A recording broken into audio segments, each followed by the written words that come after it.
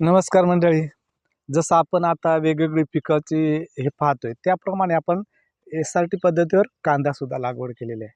आणि हा कांदा परत एकदा दादाने म्हणजे शेखर दादाने मला सांगितले की तू हँडपीनेच कांदा लागवड करून बघायचं.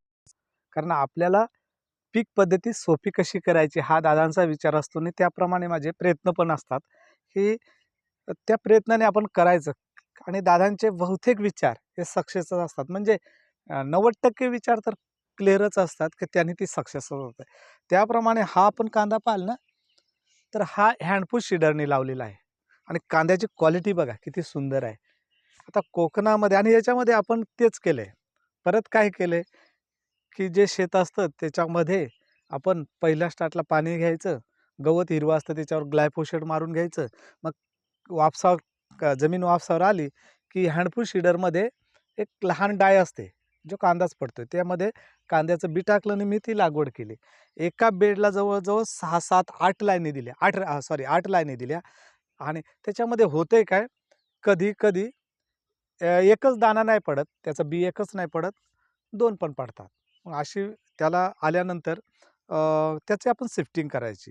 पण याच्यामध्ये कांदा लागवड करण्याच्या अगोदर आपण काय केलं, गोल आणि ग्लायफोसेट मारून घेतलं आणि कांदा आपली हँडपुश सीडरने लावलं. त्याच्यामध्ये कांद्यामध्ये परत 20-25 दिवसांनी गवत येतंयच. प्रत्येक पिकामध्ये आपण उगवणपूर्व तणनाशक मारलं की उगवण पाश्चातचं तणनाशक 20-25 दिवसांनी येतं. मग त्याच्यामध्ये आपण काय केलं, गोल 15 मिलीला 15 मिली घेतलंय. 10 मिली पण घेतात, पण मी 15 मिली घेतलं. अधिक टर्गा सुपर 25 मिली किंवा एजेल 30 मिली यांचं कॉम्बिनेशन करायचं. त्याच्यामध्ये 10 मिली स्टिकर टाकायचं आणि ते मारत राहायचं. मग बघा तणाची बेनणी वगैरे करावं लागत नाही. बघा इथे तण तुम्हाला मेलेलं दिसतंय ना, हे तण मरायला सुरुवात झाली.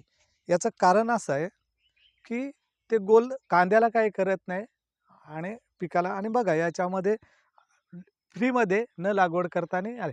तसंच आपण इकडे हा कांदा बघा, ह्याच कांद्याचं रोपटं जी एक्स्ट्रा होती ती तिथे लावली आणि ती आपल्या पारंपरिक पद्धतीने म्हणजे SRTवरच फक्त वरचा लेअरमध्ये पाणी घेतलं आणि थोडंसं माती हलवली आणि त्या मातीमध्ये आपण ती कांद्याची रोपं लावलीत. पण त्याची अवस्था लहान आहे अजून.